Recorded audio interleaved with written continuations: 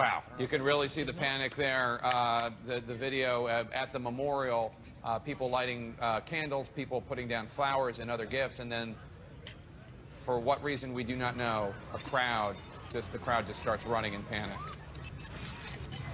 It gives you an idea of just how terrified people are. Once one person panics, well, yeah, and once one person panics in a situation like this, the herd mentality sets in.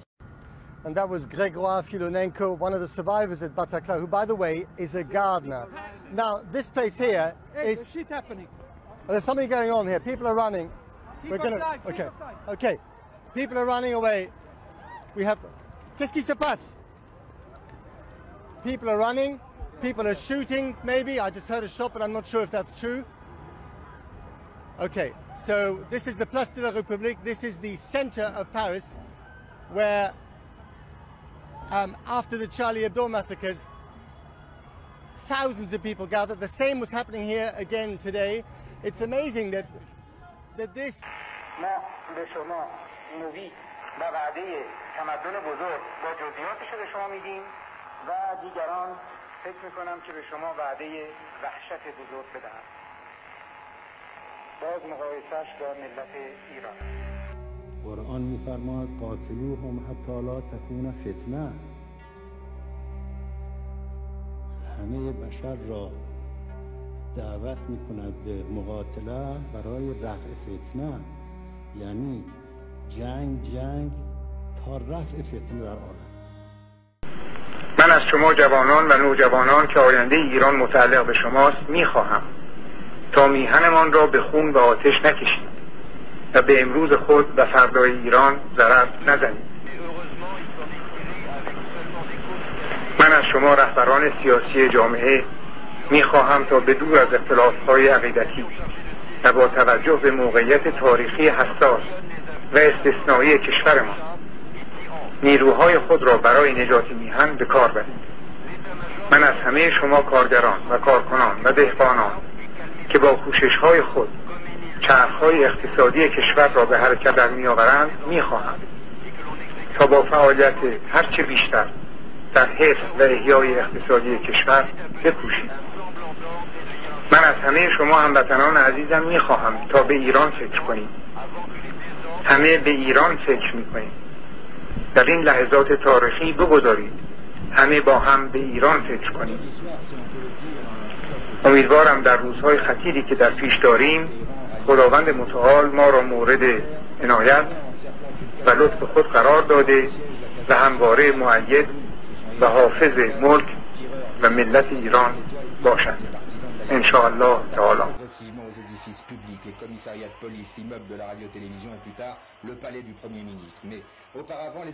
I interviewed the Shah's successor only once.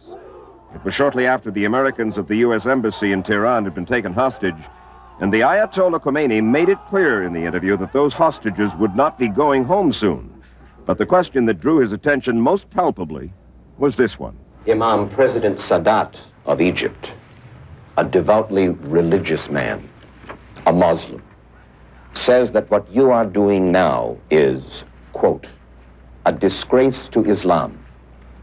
And he calls you, Imam, forgive me, his words, not mine, a lunatic. The translator worried about even translating the question, but he did. That's what I heard President Sadat say on American television. Yes. That the Imam is a disgrace to Islam, yes. And he used the word a lunatic. And the Ayatollah promptly called for the assassination of Anwar Sadat. He forces the driver at gunpoint to stop. The assassins jump off.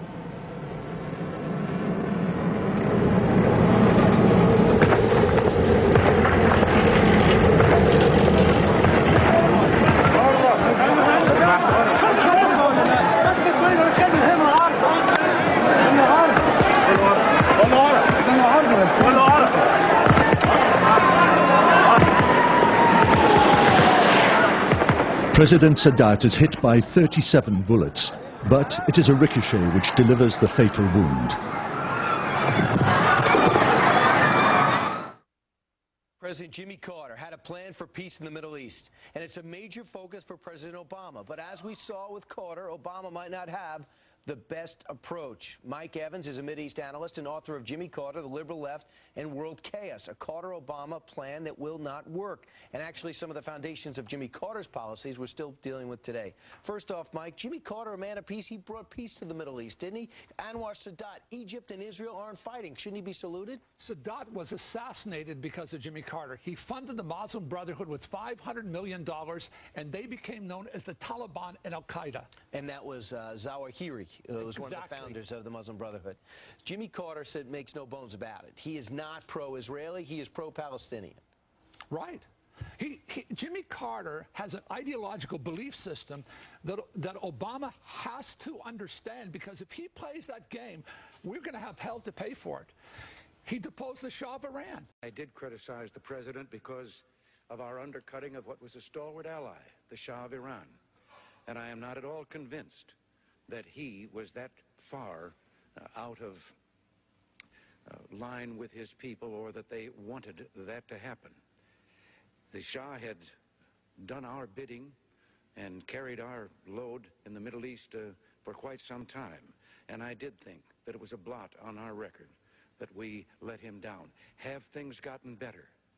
The Shah, whatever he might have done, was building low-cost housing, had taken land away from the mullahs and was distributing it to the peasants so they could be landowners, things of that kind.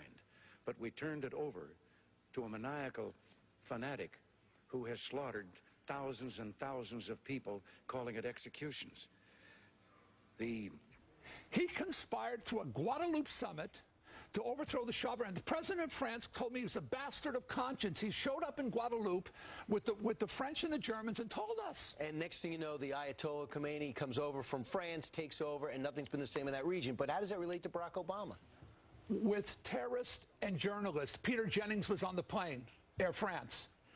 How does it relate to Obama? Obama has an ideological worldview similar to Jimmy Carter. Talk to Iran. Talk to our enemies. Reason with these people. This is really, see, Jimmy Carter rejected preemption. He rejected the Nixon doctrine. By the way, he was elected on change and hope, and he ran against an unpopular president and an unpopular war. Watergate, Vietnam, Nixon.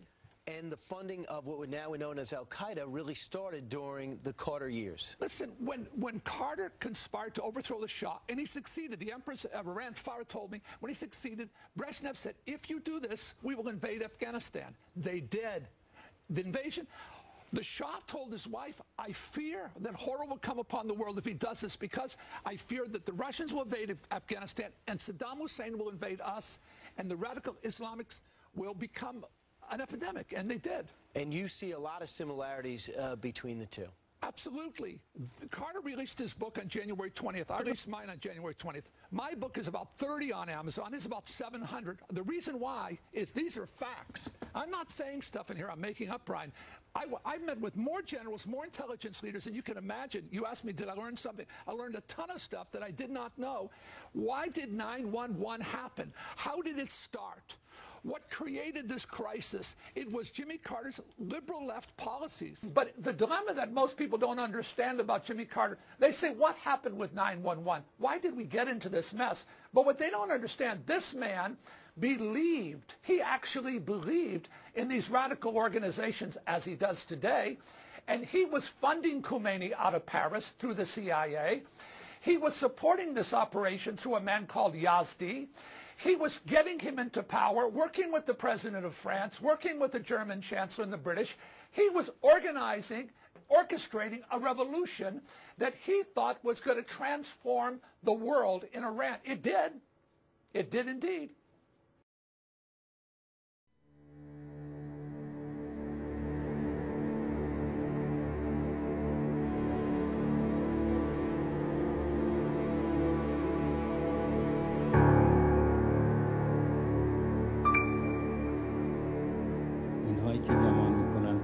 اسلام نگفته است جنگ تا پیروزی.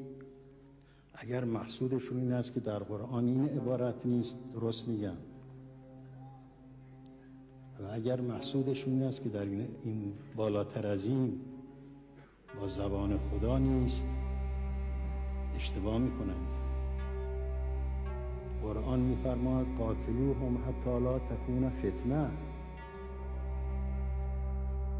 همه بشر را دعوت میکند به مقاتله برای رفع فتنه، یعنی جنگ تا رفع فتنه در عالم.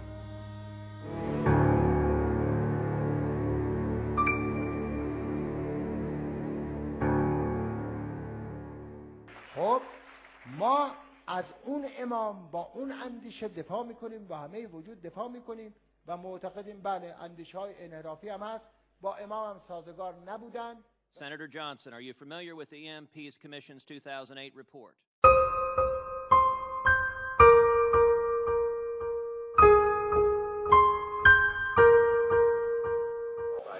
And he said, if anything happens to me, I want to be buried in Egypt. Well, we are fulfilling his wish, his will.